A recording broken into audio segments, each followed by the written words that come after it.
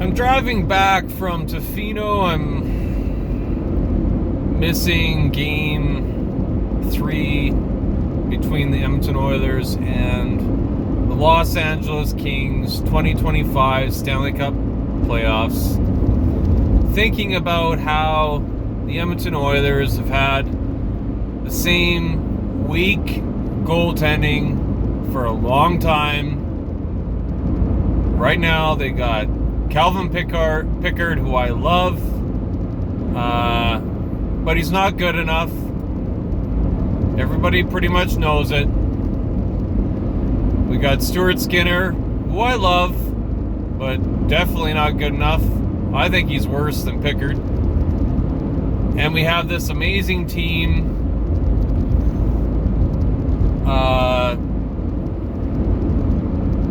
A compilation of defense and forwards and centers who are great players. You know, there's the newer ones. There's Arvidsson and Corey Perry since last year. Evan Bouchard, he's criticized a lot, but nobody can deny the fact that he's a great thinking player. His playmates and other people around the NHL talk about how he's kind of like a hockey genius in a sense. He's really smart. He's got the thing they call the Bouch bomb, the heavy shot, 90 to 95 miles an hour, whatever it is. One of the hardest slap shots in the league, one of the hardest shots to stop for a goalie, especially when they're screened or there's a deflection. And of course, we got the best player in the world, Connor McDavid, and arguably the second best player in the world, Leon Draisaitl. You can have your own opinion, but needless to say, one extremely dangerous, powerful, amazing hockey team with a huge, vast group of fans who cheer for the Edmonton Oilers across Alberta, Saskatchewan, BC. I live on Vancouver Island. I'm from Alberta. I love the Edmonton Oilers. I've loved them since they had Messi and Gretzky and all the greats when they were winning all the cups. And we have all these fans and all this money and all this time and all this effort. Why do they keep the goaltending that they have? Some people say it's because the goaltending coach. Some people say it's because the goaltenders themselves are terrible. Whatever, you guys are professionals. Why do we still have the same goaltenders? Is it some conspiracy thing where the Steve Bowman and whoever is in charge of the Edmonton Oilers and making the trades and making the decision, is there some sort of conspiracy thing that they don't want the Oilers to win? Because that's what, I mean, I'm not into conspiracy, but I almost wonder if that's what's happening. Like, how can the Oilers win a Stanley Cup? I mean, last year against Florida, they made it all the way to the Stanley Cup final against Florida. I don't even know how they made it to the final with the goaltending that they have. There's so much inconsistency. How did they make it to the Stanley Cup final last year? Well, it's obviously because they're powerful offense, their dynamo offense, the McDavid and Draisaitl and all these guys, all these great players, Matthias Ekholm. They got a great defense coach, the great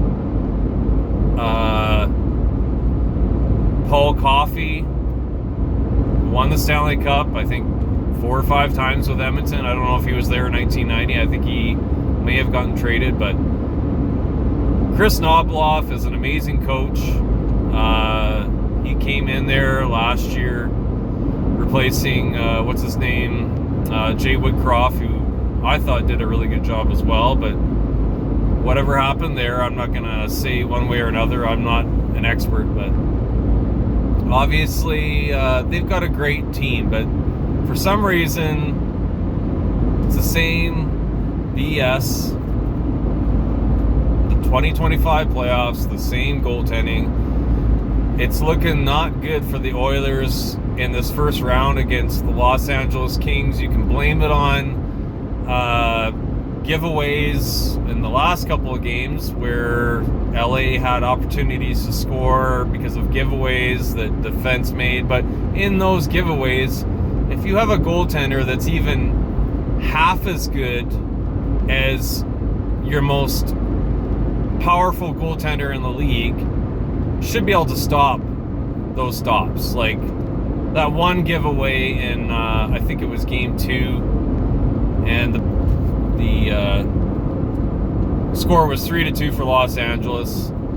Edmonton had just made it 3-2 from 3-1, and there's giveaway in the defensive zone. You can blame the defenseman, but Skinner has got to make a save there.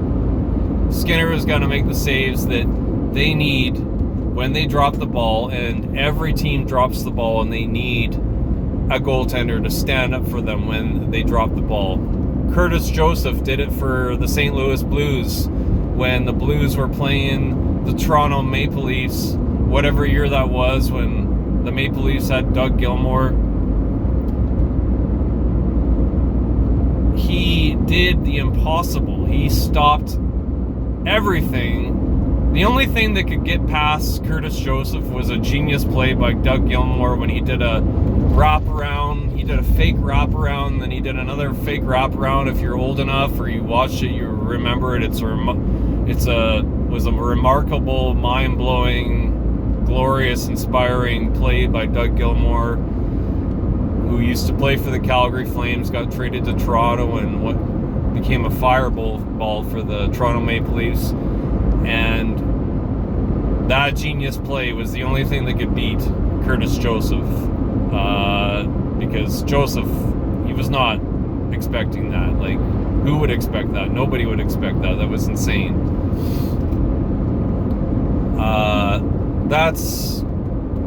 And I'm saying that Edmonton needs a goaltender half as good as someone like Curtis Joseph, and they don't even have one that's half as good. Stuart Skinner and Calvin Pickard, I would say, are about a quarter of the caliber of someone like Curtis Joseph, Andrei Vasilevsky, Sergei Bobrovsky, even Gustafsson for Minnesota, or, you know, Edmonton. I heard a rumor they had the opportunity to get Blackwood. Obviously, Colorado has a brain in their head, and they decided to get him, and they got him now, and they're set. Edmonton could have got Binnington from St. Louis. He's a Canadian boy. He played great in the Four Nations, but no, let's get some more defensemen and some more things that we don't really need. Yes, those are great. You know, Wallman. Edmonton got the Wallman in that trade. He's turned out to be a good player. Max Jones is apparently a heavy hitter. He's done really good. They're all really good. I'm proud of the Oilers with those players that they have, and I'm proud of those players. I'm proud as an Edmonton, someone who cheers for the Edmonton Oilers, to have those players, but it wasn't what they needed. And everyone knows what they need. But we have clowns who, I don't know what they do, what's going on in their heads. If they want Edmonton to lose, or they seriously think that they don't need better goaltending, which I don't know how anyone, like, with, you know, even someone who is a soccer fan and doesn't even watch hockey could watch that and they say, yeah, they need better goaltending. Someone with 0.0001% of the hockey smarts of Don Cherry, like Don Cherry is a genius when it comes to hockey smarts.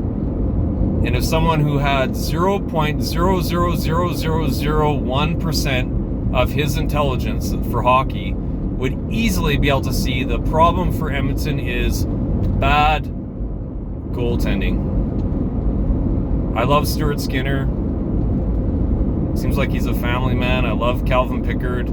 They've stood on their head at times, but they're not somebody like Vasilevsky or someone who is going to carry them through.